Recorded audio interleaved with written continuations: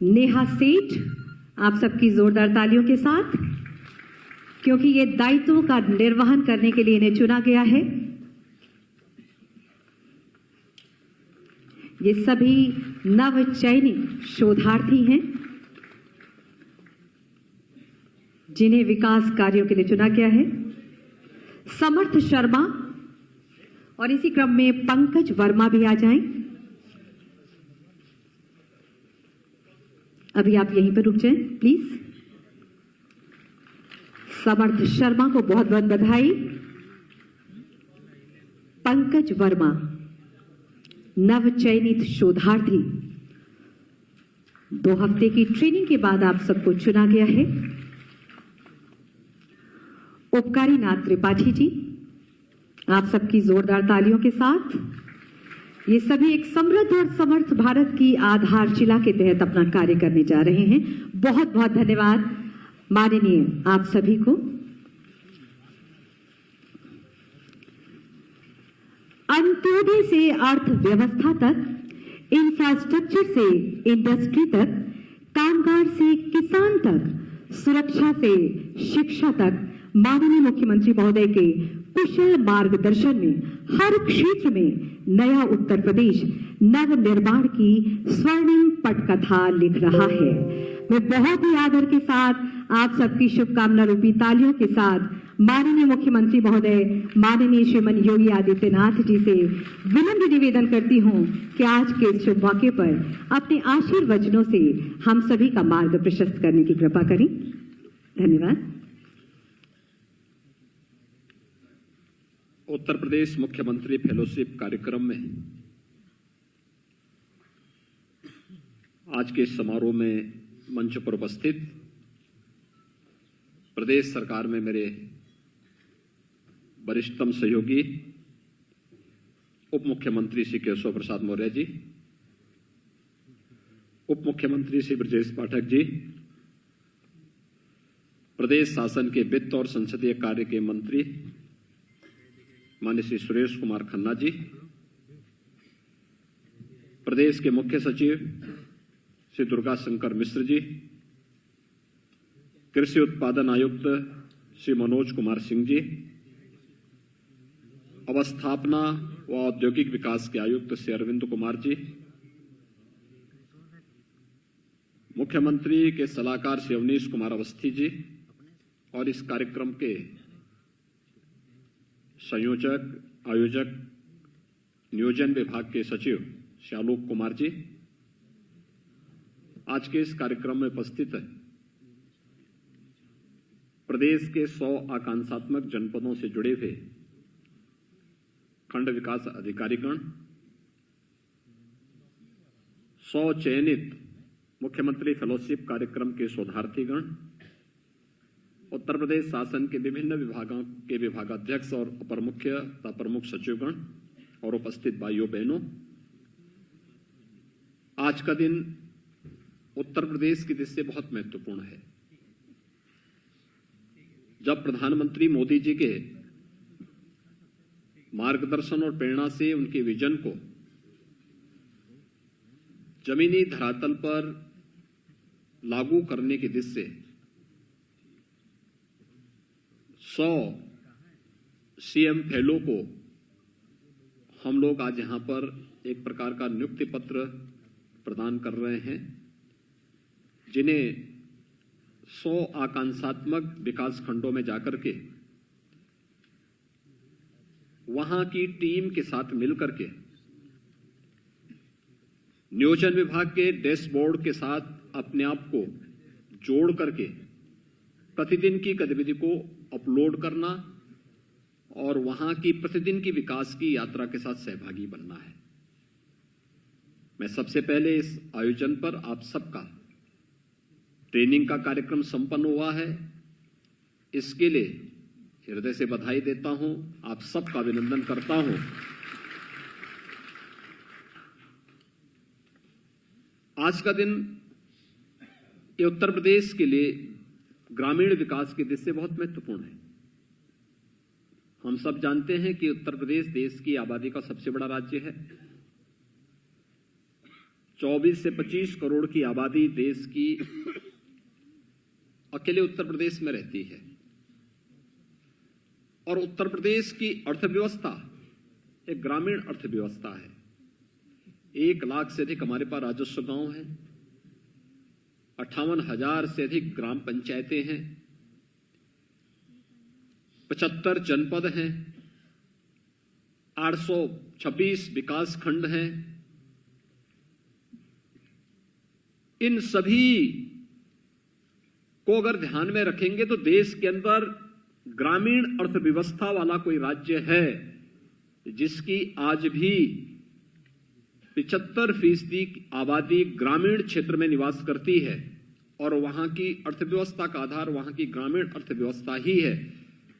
वहां पर उन 100 आकांक्षात्मक जनपदों को चयन करके जो विकास की प्रक्रिया में पीछे छूट गए थे, उन्हें सामान्य जनपदों की सामान्य विकास खंडों की तर्ज पर विकसित करने के लिए जो कार्यक्रम बनाया गया है, उसके लिए 100 सीएम फेलोज को आज हम वहां पर तैनाती दे रहे हैं, जो वहां पर अगले कुछ वर्षों के अंदर अपना परिणाम देंगे और अपने कार्यक्रमों के साथ प्रदेश सरकार की विकास की यात्रा में सहभागी बनेंगे। हम सब जानते हैं 2018 में आदरणीय प्रधानमंत्री जी ने नीति आयोग को आदेश दिया था कि देश के अंदर जो 600 जनपद हैं, इनमें से कितने ऐसे जनपद हैं जो आज भी आकांक्षात्मक हैं। उन आकांक्षात्मक जनपदों के लिए कुछ पैरामीटर तय किए गए थे। शिक्षा है, स्वास्थ्य और पोषण है, कृषि और जल संसाधन है, स्किल डेवलपमेंट का है, वित्तीय समावेशन यानी फाइनेंशियल इंक्लूजन का है। 6 अलग अलग क्षेत्र में 75 इंडिकेटर के साथ उस समय नीति आयोग ने एक व्यवस्था बनाई थी कि इन 112 जनपद ऐसे चयनित हुए थे पूरे देश के अंदर जिन जनपदों को विकास की आवश्यकता थी, सपोर्ट की आवश्यकता थी, सहयोग की आवश्यकता थी, जिससे वो सामान्य जनपदों की श्रेणी में आ सके। और उन 112 में से 8 जनपद उत्तर प्रदेश के थे। उत्तर प्रदेश के अंदर जब 8 जनपदों को सामान्य जनपदों की तर्ज पर आगे बढ़ाने के लिए कार्य करने की बात सामने आई थी, नीति आयोग की टीम यहां आई थी, मेरे साथ बैठी थी। प्रारंभ में मेरी भी समझ में नहीं आ रहा था क्या है ये सब, लेकिन हमने प्रयास किया और प्रयास करने के बाद जब कार्य प्रारंभ हुआ तो कार्य प्रारंभ होने के बाद अब आश्चर्य करेंगे कि हमने कुछ चीजें तय की।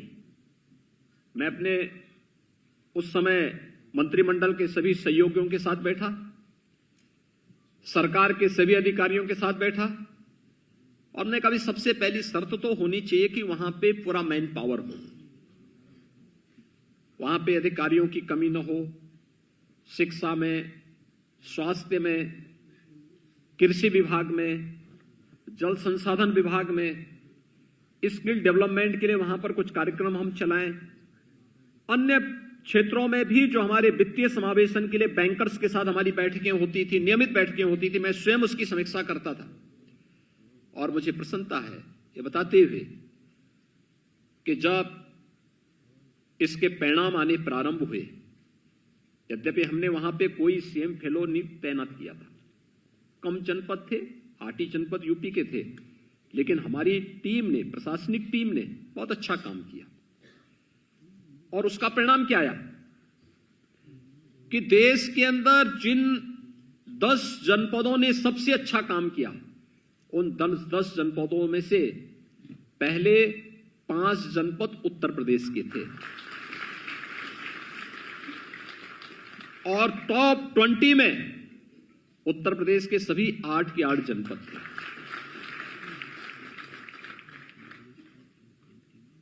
यानी नियमित मॉनिटरिंग और शासन के द्वारा कोई अतिरिक्त पैसा नहीं दिया गया। प्रधानमंत्री जी की शर्त थी कि कोई पैसा अतिरिक्त नहीं देना है, कन्वर्जन के माध्यम से सारे कार्य होने हैं। और परिणाम हम सबके सामने, और ये रिजल्ट ये बताता है कि समस्या पैसा नहीं है, समस्या उसके नियोजन की और उचित समीक्षा और उसकी उचित मॉनिटरिंग की है। और जैसे ये कार्य प्रारंभ हुआ, परिणाम सामने आता हुआ दिखाई देने लग गया। और इसीलिए हम सब ने उसी से प्रेरणा प्राप्त करके आदरणीय प्रधानमंत्री जी की प्रेरणा से, उनके मार्गदर्शन में, ऐसे जो 826 विकास खंड हैं, उन विकास खंडों में भी 100 ऐसे चयन किए जो इन सभी पैरामीटर्स में पीछे छूट गए। उनको विकास की मुख्य धारा के साथ जोड़ने के साथ साथ सामान्य जनपदों की तर्ज पर हम आगे विकसित कर सके। इस पर कार्य प्रारंभ करने के लिए हम लोगों ने नियोजन विभाग में डैशबोर्ड बनाया, चयन की प्रक्रिया प्रारंभ की, और मुझे सबसे अच्छी प्रसन्नता इस बात की है कि 26,000 से अधिक लोगों ने इसके लिए आवेदन किया। चयन होने थे 100, और यह भी हर व्यक्ति जानता था कि जो चयन होना है, उन्होंने एक शोधार्थी के रूप में काम करना है, इंडिपेंडेंट नहीं, वहां ब्लॉक की टीम के साथ में एक समन्वय, टीम वर्क दिखना चाहिए। उस टीम वर्क के साथ उनको कार्य करना है, और वहां पे शासन उनको इस दौरान एक निश्चित मान दे देगी, लेकिन उनको अपने हर एक गतिविधि को प्रतिदिन अपडेट करना पड़ेगा। कहां का विजिट किया, वहां के परिणाम क्या है। ये इस दृष्टि से जो 100 सीएम फेलो चयनित हुए हैं, विगत कुछ दिनों से इनकी ट्रेनिंग के कार्यक्रम यहां पर ग्रामीण संस्थान में, पंडित दीनदयाल उपाध्याय ग्रामीण विकास संस्थान में इनके ट्रेनिंग के कार्यक्रम संपन्न हुए, और संपन्न होने के बाद आज उन्हें टैबलेट वितरण का कार्यक्रम के साथ ही उसके लिए नियुक्ति के लिए अधिकृत भी किया जा रहा है कि वे लोग इसके बाद जाएंगे, नियोजन विभाग के मार्गदर्शन में वहां पर कार्य करेंगे, अपनी ब्लॉक की टीम के साथ समन्वय बनाते हुए वहां कार्य करेंगे। जिले के अंदर सीडीओ, क्योंकि केवल 34 जनपदों में ये 100 विकासखंड आए, वहां के सीडीओ को इसका नोडल अधिकारी बनाया गया है। बीडीओ और उनकी पूरी टीम के साथ उन्हें काम करना है, और उस कार्य के परिणाम को प्रतिदिन अपलोड करते हुए नियोजन विभाग के डैशबोर्ड के माध्यम से करना। डैशबोर्ड का हम प्रतिदिन अवलोकन कर सकते हैं कि कहां पे क्या प्रोग्रेस है, और उस प्रोग्रेस के आधार पर फिर रैंकिंग होगी, कौन किस विकास खंड की क्या रैंकिंग है, उसमें क्या सुधार हुआ है, और फिर नीति आयोग की तर्ज पर उन्हें इंसेंटिव देने की कार्रवाई भी हम उन विकास खंडों को अतिरिक्त भी देंगे कि उन्होंने ये काम किया, उसके लिए हम एक सहयोग करने जा रहे हैं, इसमें करने एक सहयोग करने जा रहे हैं। इस दिशा में हमें इसको आगे बढ़ाना होगा। इसमें कुछ चीजें हैं जिस पर, एक तो जो 100 फेलोज हैं, इनसे सबसे मैं कहूंगा उनके लिए शोध का एक अवसर भी है। ये ग्रामीण विकास में शोध का एक अवसर, पूरा एक विकास खंड उनके लिए कार्य करने के लिए मिलेगा। ग्रामीण विकास के लिए इससे अच्छा मॉडल आपके पास नहीं हो सकता। उत्तर प्रदेश जैसी बड़ी आबादी का राज्य, आप सब जानते हैं, राष्ट्रपिता महात्मा गांधी के ग्राम स्वराज की परिकल्पना को हम साकार कर सकते हैं, और उन्हें साकार करने के लिए भारत की ग्रामीण अर्थव्यवस्था किसी कालखंड में भारत की अर्थव्यवस्था के आधार हुआ करती थी। आज भी आप देखते होंगे गांवों में हर तबके का व्यक्ति है, जाति अलग हो सकती है, मत और मजहब अलग हो सकते हैं, पूजा पद्धति अलग हो सकती है, लेकिन पूरा गांव एक परिवार की भांति काम करता हुआ दिखाई देता है। यह आवश्यक नहीं कि किसी के पास जमीन है और किसी के पास नहीं है तो हम इसकी जमीन को बांट के उसको दे दें, नहीं, इसके पास जमीन है तो दूसरे के पास स्किल है, ये दोनों मिलकर के काम करते थे, परिणाम सामने आता था। गांव में कोई खेती कर रहा है तो कोई बाजार के साथ जुड़ा हुआ है, बीज से बाजार तक की व्यवस्था एक ग्राम पंचायत स्वयं उपलब्ध करवाती थी। गांव में गांव की व्यवस्था हर एक के साथ जुड़ी हुई थी। गांव का पुरोहित भी है, तो गांव का नाऊ भी है, गांव का कारपेंटर भी है, गांव का बढ़ई है, गांव का राजमिस्त्री है, गांव का ये सब कुछ है। और पूरा गांव अपने आप में आत्मनिर्भर इकाई के रूप में विकसित होकर के आत्मनिर्भरता के लक्ष्य को प्राप्त प्रदान करता था। किसी के सामने हाथ फैलाने की आवश्यकता नहीं थी। यही थी राष्ट्रपिता महात्मा गांधी की ग्राम स्वराज की परिकल्पना। उस आत्मनिर्भरता को प्राप्त करने के लिए ही हम लोगों ने प्रधानमंत्री जी के मार्गदर्शन में प्रदेश के अंदर 1 डिस्ट्रिक्ट 1 प्रोडक्ट की अपनी यूनिक योजना प्रारंभ की। ये जनपद स्तर पर है। इसको हम कुछ दिनों में इसके विस्तार की कार्य योजना को भी लेकर के आगे कार्य कर रहे हैं। लेकिन मैं आप सबसे कहूंगा, जो 100 सीएम फेलोज आज शोधार्थी के रूप में उन विकास खंडों में तैनात हो रहे हैं, उनसे मेरा आग्रह होगा कि वहां पर जाकर के उनको कुछ कार्य करने होंगे। और अपना देखिए, हमारी सबसे बड़ी कमी क्या है? हम अपने कार्यों का डॉक्यूमेंटेशन नहीं कर पाते, डाटा को कलेक्ट नहीं कर पाते। और जब हमारे पास डाटा नहीं है, डॉक्यूमेंटेशन की कार्रवाई हमारी कायदे से नहीं होती है, तो फिर हम उस पर कोई अच्छा शोध पेपर भी तैयार नहीं कर पाते। मैं आपको बताऊं, अभी हम लोगों ने मंत्री समूह अपने गठित किए। वे मंत्री समूह जगह जगह जा रहे हैं। वे नियमित रूप से रिपोर्ट भी मुख्यमंत्री कार्यालय को उपलब्ध करवाते हैं। 75 जनपद थे, तो मैंने 25 जनपद स्वयं ले, 25 जनपद केशव प्रसाद मौर्य जी को, 25 जनपद श्री ब्रजेश पाठक जी को दिए कि भाई हम लोग भी विजिट करें और देखें मंत्री समूह के कार्य के साथ साथ वहां पर कार्य की गति को कैसे तेज किया जा सकता है। उसके परिणाम अच्छे आए, लेकिन परिणाम के साथ साथ हम अपनी रिपोर्ट को कैसे डॉक्यूमेंटेशन के रूप में कर सकते हैं। मैंने देखा, मेरे पास 25 जनपदों की पूरी एक थीसिस श्री ब्रजेश पाठक जी ने प्रस्तुत की। उन्होंने कहा कि देखिए, मैं इन जनपदों में गया था और इन जनपदों को इस रूप में हमने वो करके बैठक ली, अलग अलग ग्रुप के साथ कैसे हम बैठे, उसके परिणाम कैसे सामने आए। अपने आप में इतनी मोटी थीसिस तैयार हो गई। वो अपने आप में एक डॉक्यूमेंटेशन है। उस पर अगर वो लिखना चाहेंगे, अपने आप में एक बहुत अच्छी पुस्तक लिख सकते हैं, क्योंकि ये हम समाज से ले रहे हैं और एक अवसर होगा आपके पास कार्य करने का। मैं जब बार बार कहता हूं, हो सकता मेरी बात को बहुत सारे लोग बुरा मानते होंगे, मैं जब बार बार कहता हूं कि शिक्षकों को पठन पाठन के अलावा उनको गांव की जनगणना के साथ साथ मतदाता सूची के कार्य के साथ जरूर जाना चाहिए। उसने गांव की सामाजिक आर्थिक परिस्थिति की पूरी जानकारी हो पाती है। वो शिक्षा क्या जो हमें केवल सैद्धांतिक जानकारी तक, अक्षर ज्ञान तक सीमित रखे। अगर व्यावहारिक जानकारी न दे सकते तो शिक्षा का कोई मतलब नहीं जीवन में। व्यावहारिक जानकारी, जिस गांव में हम लोग जा रहे हैं, उन गांवों में जाकर के जहां हम बच्चों को पढ़ा रहे हैं, हमें जानकारी तो होनी चाहिए इस गांव में कितने परिवार रहते हैं, किन किन परिवारों की आर्थिक स्थिति क्या है, कितने लोग सरकारी नौकरी में हैं, कितने लोग कृषि के साथ जुड़े हुए हैं, कितने लोग व्यापार के साथ जुड़े हुए हैं, कितने लोग स्ट्रीट वेंडर हैं, कितने लोग श्रमिक हैं, कितने पशुपालक हैं, कितने लोग किस किस कार्य के साथ जुड़े हुए हैं। ये जानकारी तभी होगी जब हम डोर टू डोर जाएंगे, एक एक घर का सर्वे करेंगे और जानकारी लेने के बाद फिर उस सर्वे को शासन को भी अवगत कराएंगे। है बहुत सारे ऐसे कथित विद्वान हैं जिन्होंने कहना शुरू कर दिया इन शिक्षकों से अब और दूसरा काम लेना ही नहीं है, अब इनको केवल विद्यालय में ले जाना है। और मुझे लगता है कि मैं उस दिन के आदेश को भी देखने वाला हूं जिस दिन वो ये कहेंगे कि कोई आवश्यकता नहीं, ये लोग घर से भी ऑनलाइन अपना पढ़ा सकते हैं, क्योंकि कोरोना नहीं भी है तो क्या दिक्कत आ रही, पढ़ा रहे हैं तो पढ़ा रहे हैं, कौन बात है, वो तो हो ही रहा है। उसमें भी कोई आदेश किसी दिन आ जाएगा, कोई उसमें भरोसा नहीं जी। लेकिन हम सबको व्यावहारिकता को जानना पड़ेगा और उसकी सच्चाई को भी जानना पड़ेगा और उस सच के तह में जाकर के हम लोगों को कार्य करना होगा।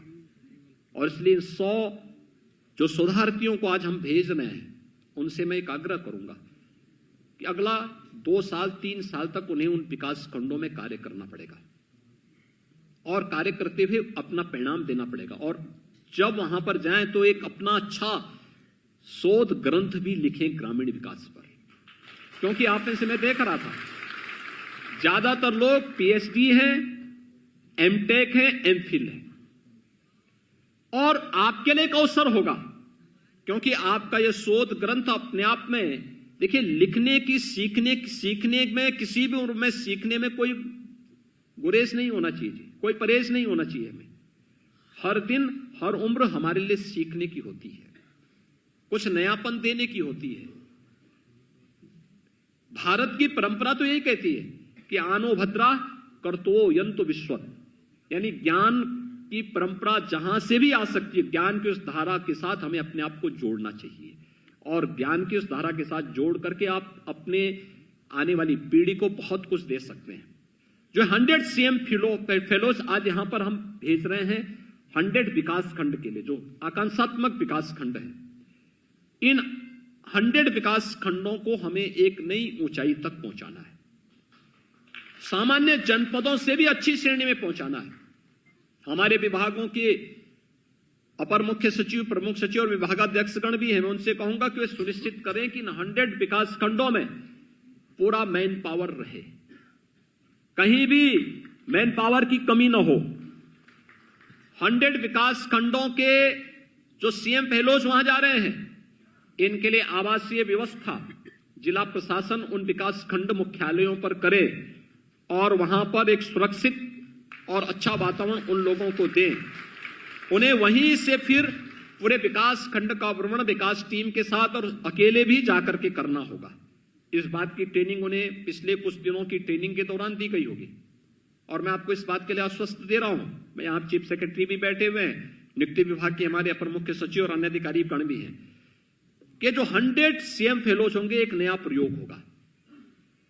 इनमें से जो भी बाद में शासकीय सेवा में आना चाहेगा, इनको हम वेटेज देंगे, एक निश्चित वेटेज देने का काम भी करेंगे, और इनको मिलना भी चाहिए, क्योंकि तब तक इनके पास कार्य का एक अनुभव हो चुका होगा, और इनको शासकीय सेवा में फिर वेटेज, एज में रिलैक्सेशन, और साथ साथ इस कार्य का अगर इनकी अच्छी रैंकिंग है तो उसके लिए फिर हमें उनको उस व्यवस्था के साथ जोड़ने की कार्रवाई के लिए भी शासकीय सेवा में जब विज्ञापन निकलेंगे 2 साल 3 साल के बाद, तो उसमें एक वेटेज भी उनको देने की कार्रवाई के साथ एक प्रक्रिया अभी से जुड़नी चाहिए, जिससे आने वाले समय में इस प्रकार के फेलोज को हम प्रदेश के अंदर अन्य क्षेत्रों में भी लागू कर सकें। अभी तो हम ग्रामीण क्षेत्र में दे रहे हैं, अभी हमें नगर विकास के क्षेत्र में भी इस प्रकार का कार्य करना है। हमारे पास इस समय देश के अंदर सबसे बड़ा अर्बन बॉडीज हमारे पास हो चुकी है।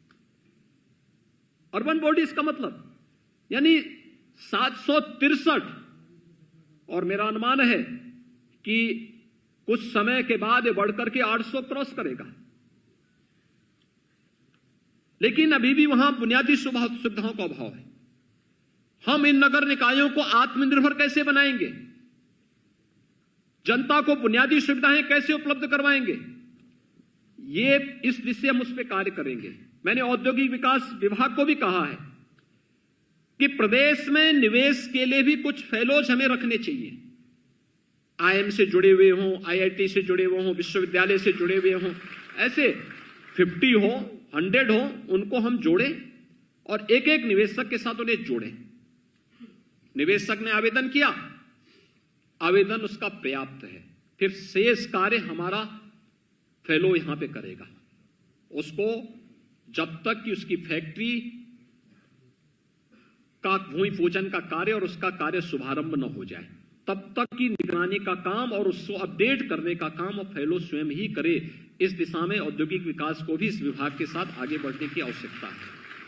हमें निर्णय लेने की प्रकृति के साथ आगे बढ़ना होगा, अपनी यंग जनरेशन को आगे बढ़ के उसकी ऊर्जा का लाभ हमें लेना होगा।